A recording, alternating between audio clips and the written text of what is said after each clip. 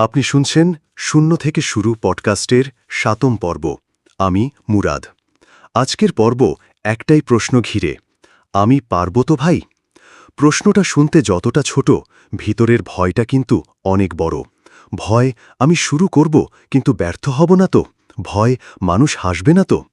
আজ আমরা কথা বলবো কিভাবে এই ভয় কাটিয়ে নিজের ওপর বিশ্বাস ফিরিয়ে আনা যায়। ১.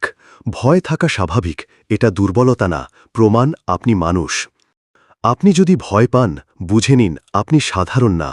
যত বড় উদ্যোক্তা বা সফল মানুষ, তারা শুরুতে এই ভয়টাই সবচেয়ে বেশি পেয়েছে। একটা নতুন কাজ, একটা অজানা রাস্তা, ভয় পাবেন, এটা নরমাল। কিন্তু সেই ভয় যেন আপনাকে আটকে না দেয়। ভয় তো ঢেউয়ের মতো, আপনি ঠিক করলে সেটার উপর দিয়েও ভেসে যাওয়া যায়। ২. আত্মবিশ্বাস আসে অ্যাকশনের পর, চিন্তার পর না। ভাই, আপনি যত চিন্তা করবেন আমি পারব না, আমি ছোট লোক, আমার কিছু নাই, ততই সেই ভয় বাড়বে। কিন্তু আপনি যদি একটা ছোট কাজ করেন, যেমন ফেসবুকে আপনার প্রথম ডিজাইন পোস্ট করেন, ইউটিউবে প্রথম ভিডিও দেন, পরিচিত একজনকে বলেন আপনি নতুন কিছু শুরু করতে চান, তাহলেই দেখবেন ভিতরে একটা আলো জ্বলে উঠছে। কনফিডেন্স আসে না স্বপ্ন দেখে, আসে কাজ করে। সুতরাং ভয়ের পরেও কাজটা করুন, ছোট হলেও করুন। ৩. অন্যের কথা নয়, নিজের ভিতরের কথায় কান দিন। আমরা ভয় পাই লোকে কি বলবে।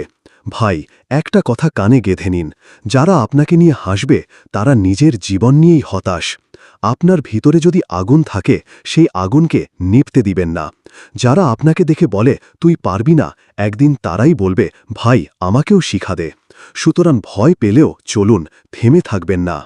ভয়ের সময় আমি কি করতাম? মুরাদের বাস্তব গল্প।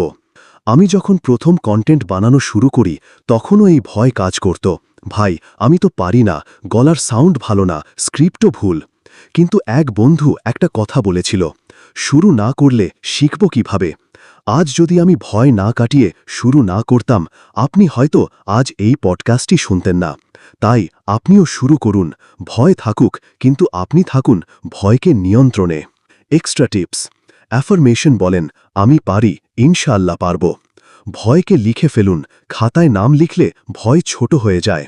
সফলদের ব্যর্থতার গল্প শুনুন, দেখবেন আপনিও পারতে পারবেন। ভয় পেতে পারেন, কিন্তু থেমে যাবেন না। শুরু করুন, ধীরে হাঁটুন, কিন্তু থেমে থাকবেন না। কারণ শূন্য থেকে শুরু করা যায়, যদি নিজের ওপর একটু বিশ্বাস থাকে। আমি মুরাদ। ইনশাআল্লাহ পরের পর্বে আমরা বলবো ১,০০০ টাকায় শুরু, কম পুঁজিতে ছোট ব্যবসার রূপরেখা। আপনিও থাকবেন পাশে। আল্লাহ হাফেজ।